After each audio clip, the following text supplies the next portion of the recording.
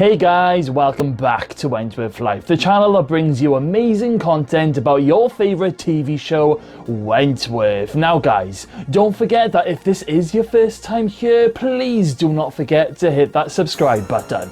Okay then, well in today's video, I am going to be reviewing the Season 2 finale. Season 2, Episode 12, Fear Her. Now, if you saw my last review on the previous episode, then you will know how excited I was to see this final episode for the very first time. In the last episode, B. Smith escaped from the hospital after a brutal fight with Frankie, and B was off to collect a gun from Liz so she can basically go and finish off Braden Holt once and for all. When the episode begins, we see B sleeping next to Debbie's gravesite, which always breaks my heart whenever I see it. Now, B says sorry to Debbie at the gravesite, which is once again another little nod to the original B. Smith in Prisoner. B then makes her way through the town while Joan Ferguson is back at the prison interviewing all of the women about B's escape plans and what they know about it. Now, Joan is furious with Will because B went missing on his watch, and she basically tells him not to come back to the prison until he's found her. I actually think this is the first time we ever see Joan completely lose her shit, because while Joan is questioning Doreen, Linda Miles comes into Joan's office and Joan then just screams out, get out of my office." It's great. You can clearly see that for the very first time, Joan is not happy being played by, at her own game by B. Smith. So B goes to see Liz at Stansted House, and by the way, Liz is outside having a cigarette.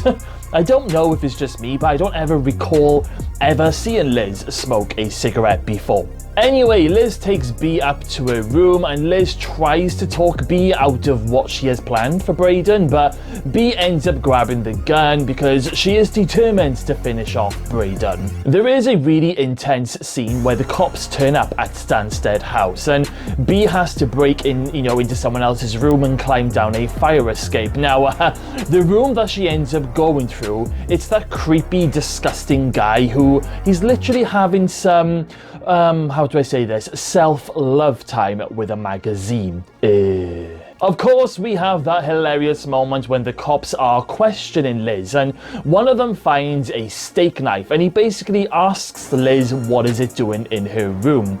And Liz tells them that it's just waiting for a steak. It's a classic moment from good old Liz Birdsworth. So B has the gun and she heads straight to Braden's. There is a moment where B climbs in through a top window that she sees open using the strength of her arms. Now bear in mind guys, B had only just recently sliced her arms really badly in the previous episode, so the pain that must have caused B when she was climbing, it must have been on another level, and it just proves just how badass B. Smith is. Braden is in his little flat with Simone Slater's daughter Carly, and Braden is about to inject Carly with some heroin just as B walks through the door. Luckily for Carly, B pulls out her gun and points it at Braden, and then B realizes who the girl is and she tells her to get out. It really saddens me that Carly will never know just how B had saved her life in these moments.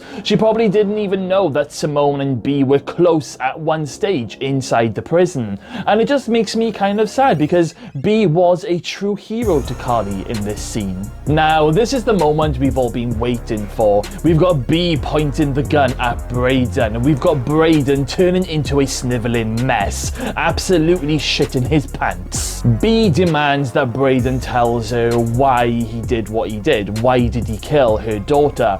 And Braden tells B that he didn't have a choice, but B tells him that he did have a choice and that he could have said no. In a little bit of a twist, B tells Braden to get all of that heroin off the table and to basically inject the whole lot into his own body so that he now then knows what it's like. Oof, I just friggin' love that. Karma at its finest, but Braden refuses to do it and he basically tells B that she's gonna have to shoot him. So B is like, okay, I will shoot you. And just as she's getting ready to fire, in walks Mr. Jackson. Now, Will had gone to see Liz earlier on in the episode, and Liz told Will what B was up to.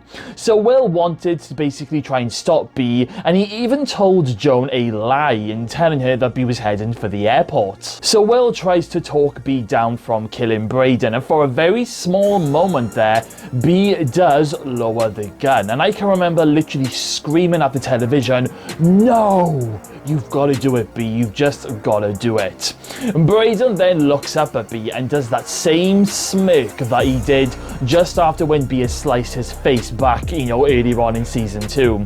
And this just sends B over the edge. She ends up raising her gun and then shoots Braden straight away through the head.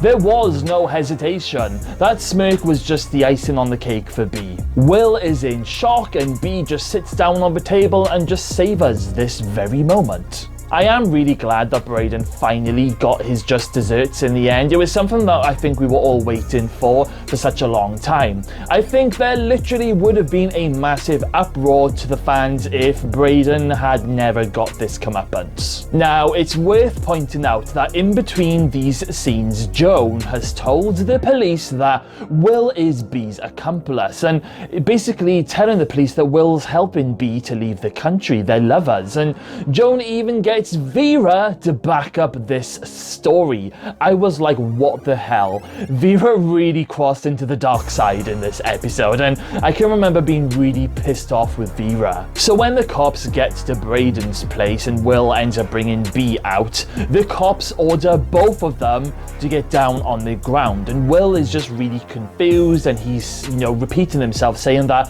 he's a corrections officer for Wentworth, but Will is handcuffed and arrested for aiding and abetting an escaped criminal. I was like, what the hell? I remember when I first saw this, this for the very first time, I honestly thought that Will was going to prison forever, and we were never going to get to see him again, but as we all know, Will does return in season 3, so it's all good, it's all good.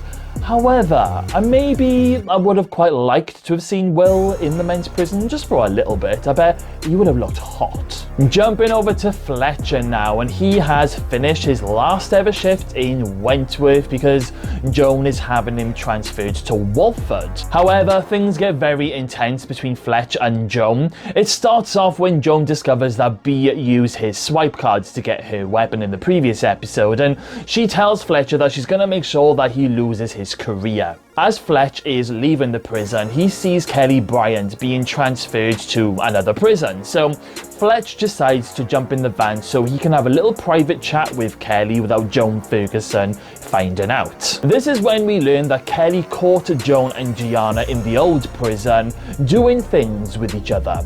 And Joan ended up hurting Kelly so bad that this is why she has this bad eye on her face.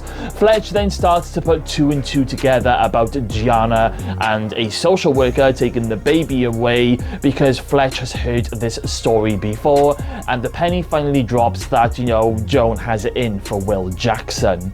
But Fletch ends up making a fatal mistake when he goes back to the prison to first confront Joan, because Fletch ends up telling Joan everything and calls her a psychopath to her face. And then Joan is like, "Do you really think so?"